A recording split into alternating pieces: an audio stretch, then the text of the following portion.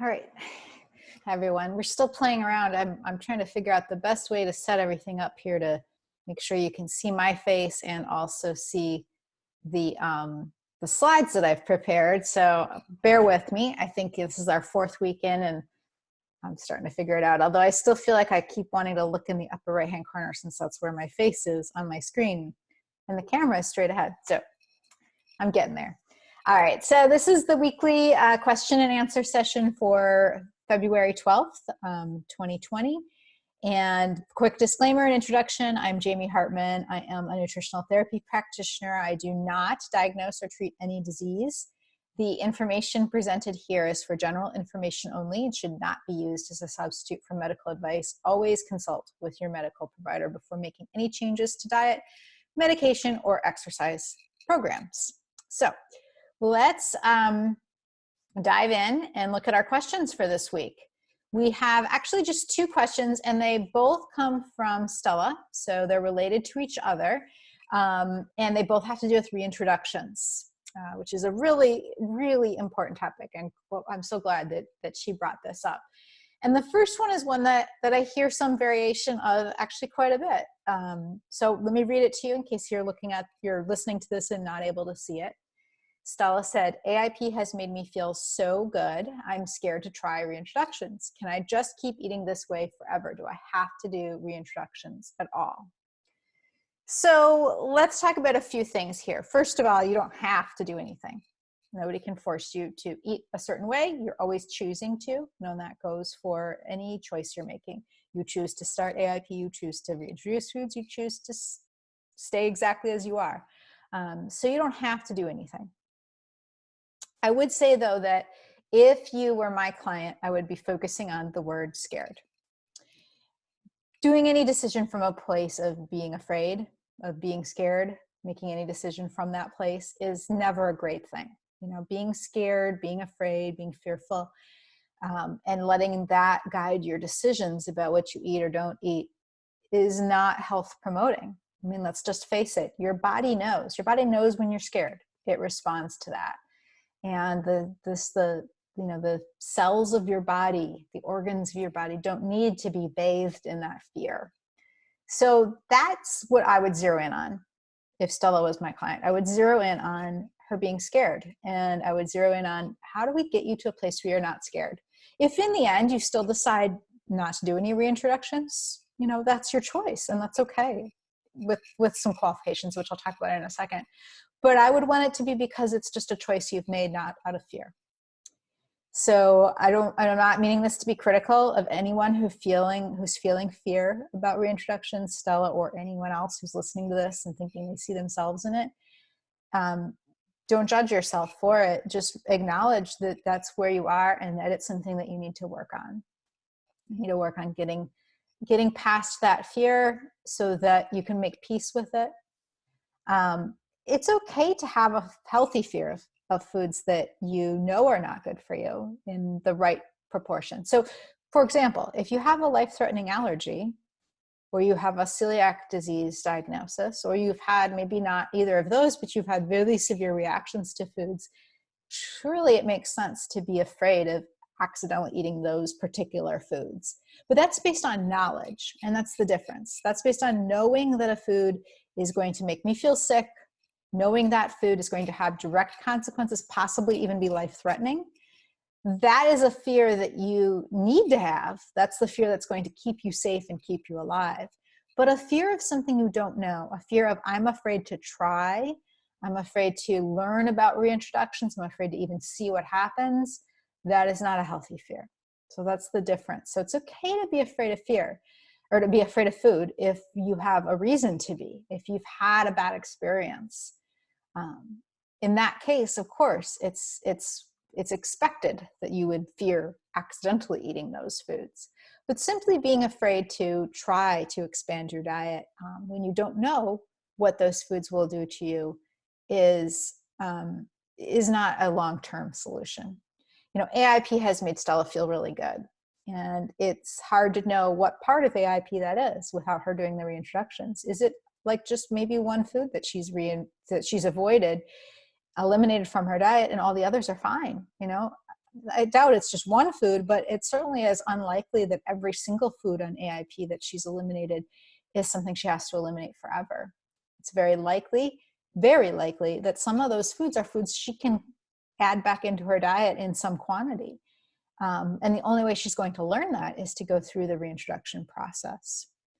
So that's kind of what I'm focusing on here. There are a lot of reasons to do reintroductions. There are a lot of reasons people hesitate. I'm just focusing on the fear reason right now. Other reasons that people will have is if they say, I just really like the food I'm eating. I enjoy it. I don't miss any of the things that I've eliminated. I think it's delicious, it's tasty, and I feel good. I'm used to eating this way. I like eating this way. Those are reasonable reasons to say, okay, don't do any reintroductions. Even in those cases, though, when someone says that, I'd still probably ask them some questions and say, are you sure that there aren't any foods that you would like to test? Because it's nice to have knowledge and to not just keep avoiding something because you have never tried it. So it's the same thing. It's like when we talk to little kids or anybody who's sort of a picky eater and they say, I don't want to eat something and because I don't like it. And you're like, do you know if you don't like it? You'll never know unless you try. The whole point of the lifelong journey with AIP is to figure out exactly what you need to do and then eat that way forever. I'll give you an example just from my own life. So as I think most people who are watching this know, I am myself a product of AIP. It made me feel really good. And I have now moved my diet far beyond the elimination phase. I have reintroduced many foods. And I've also determined exactly what some foods do to me and that I've chosen not to keep eating them or to eat them in certain moderation. So there are two foods that come to my mind. It doesn't really even matter what they are, but there are two foods that come to my mind that I did do reintroduction testing. And I have to say, I'm very grateful for the knowledge that I gained from them. In one case, I discovered that this particular food does not work for me, and it's an obvious and dramatic reaction. It makes me feel like I've got the flu for about 24 hours, and I don't want to experience that at all. So I know this one particular food that I'm thinking of is something that I will not eat. If I accidentally consume it, I'm going to regret it. So I'm going to be really careful about not eating it. And I'm definitely not going to just decide to just see what happens again, because I've done the reintroduction testing. I confirmed it by doing it again, and it still had the same reaction. So I know the food I'm talking about here is just out of bounds for me forever. On the other hand, there are other foods that I have tested, and I have found that, later on, I actually could tolerate them just fine. And doing the reintroductions gave me that information so that I would know, what, I might not eat this food every day. I might not even feel good if I ate it every day, but I can eliminate it most of the time and eat it once in a while and still feel good. And I never would know all of that if I didn't personally do the reintroductions. This is personal. So we can all start at the same place, but we have to go through the process of getting to the point where we know what we need. So again, to reiterate, the short answer to her question, of course, is that you don't have to do anything you don't want to do, but I would want you to not avoid doing something out of fear. That would be my aim, would be to work on getting you past that fear. So I hope that helps. The second question that we have today, the other question, is related to reintroductions, and it also comes from Stella, and it has to do with foods that are not included in the reintroduction stages. So she says, I noticed some things are not included, and I'll show you what she's talking about in a second. In the reintroduction stages, like sugar, does that mean you can never eat them? And so she's talking about a chart that looks like this. If you haven't seen this before, I'm going to move my face here a little bit so you can see the stage 2 here. So this shows the foods and the stages. This is the most recent updated form of this document. These are suggestions. These are not, there's nothing absolute about this. You don't have to do it in this order. Again, I don't have to do anything. But these have been grouped into these different groupings because the lower number stages, stages 1 and stages 2, are much more likely to be tolerated by more people and also provide some benefit so that it makes sense to prioritize reintroducing them earlier in the process rather than waiting longer. So you think about it, we're looking at getting you to a good diet, but we also know that there are things that you've eliminated that you probably don't have to keep eliminating that provide benefit. So if those, once you feel like you can identify those things, you want to start to know if you can eat them or not. So a great example of that is the first thing listed under stage 1, egg yolks. They provide some great nutritional benefit. And so we want to find out, relatively early if you can eat them, because if you can, then I would want people to include them in their diet. They're also really cost effective for a protein source. So it's another good reason to be able to include them. And then the second thing that's listed there, that's a big category, but among those fruit, berry, and seed-based spices are some really common spices that are around in a lot of things. It would make it a lot easier to eat in a restaurant or eat at a friend's house if you didn't have to worry about them putting black pepper on something, or toast, putting a little bit of cumin, or, having some other kind of, seed that shows up in a spice in a very small amount. So testing those in stage 1 is helpful. Seed and nut oils also contain a lot of nutritional benefits. Ghee does too. Having an occasional cup of coffee might be health promoting, and it's also a good social,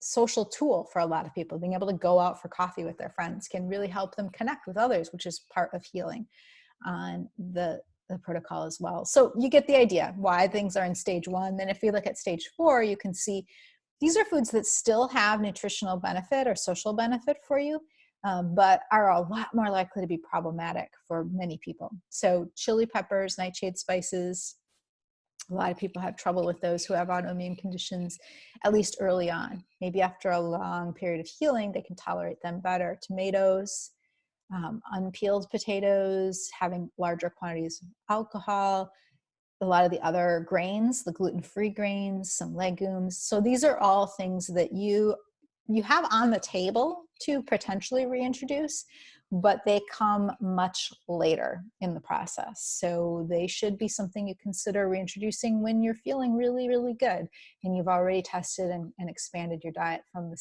other stages. So to get back to Stella's question, what about the things that aren't listed here? So you see that only gluten-free grains are listed because we don't want to encourage you to reintroduce gluten. If you have an autoimmune disease, it's best that you assume gluten is not your friend forever and just commit to that for the rest of your life, really. And then there are, processed food ingredients. So we don't want you to add back in preservatives and, canola oil and things that aren't really good for anybody's diet. So when you think about it, what's listed here, these are healthy foods that healthy people should eat to stay healthy, right? So you have them all as options for you to add into your diet, should you want to. There's also no requirement that you have to, of course, as we already talked about. But why are other things not listed on here? So those are because they're things that don't provide you any benefit, nutritionally speaking. So we don't actually want anybody to be eating those in any kind of quantity, if at all. So sugar is not listed here. And does that mean that you have to be an absolutist about never eating sugar for the rest of your life? Actually, no. Sugar doesn't provide you any benefit, and it certainly doesn't, it can be harmful in quantities that are significant. But remember, all along on AIP, you've been eating certain types of sweeteners of sugar. You've been able to eat honey, you've been able to eat maple syrup, coconut sugar, fruit with, fruit sugars, natural sugars, sugars that provide at least some nutritional benefit. But let's be honest, they don't provide much. Even maple syrup and honey, which are natural and have some trace nutrients in them, are really essentially just sugar when you get down to it for the most part. And so when we look at like white or brown cane sugar, sugar made from sugar cane, that is only different from those natural sweeteners in one small way, and that is that it provides almost no nutritional trace benefits, no nutritional benefits, but the others didn't provide a lot either. So when you get to the point of reintroducing foods, expanding your diet, there becomes a point where it's okay to have a little bit of sugar in small quantities of any kind. And you can feel free to include those more non-natural, if that's such a word, options as well. So like example, if we go back and look at stage 1, so if I move my mouse over here, you can see I forgot that's here. One thing you can introduce in stage 1 is chocolate. And even a very dark chocolate, if it's going to have any kind of sweetness to it, has sugar in it. Some chocolates are made with honey or with natural sugars, but most are made with regular cane sugar. So if you're eating a high quality dark chocolate with a little bit of sugar in it, that's okay. You can do that. Other places that you'll see sugar will be in some other kind of packaged goods, like let's say you reintroduce some nuts and some, seeds and egg whites, and you start to add in some like packaged protein bars that are compliant and have a little bit of sugar. Is that okay? Yeah, it is. We want to keep the overall sugar consumption in check, but we don't need to be super freaked out about one type of sugar. So I hope that helps. That was really just getting right to that point about sugar. But there are other foods too, that other ingredients. I shouldn't even call them foods because they aren't like whole foods. Almost any whole food you can think of is listed on here for you to add into your diet if you want to, as long as it's gluten-free. But there are some ingredients that you're still going to want to stay away from. So if you see on an ingredient label, natural flavors, you still need to be really careful about those, because natural flavors can include a lot of things that you don't know what they are. And they're not great for anybody to be eating if we don't know what they are.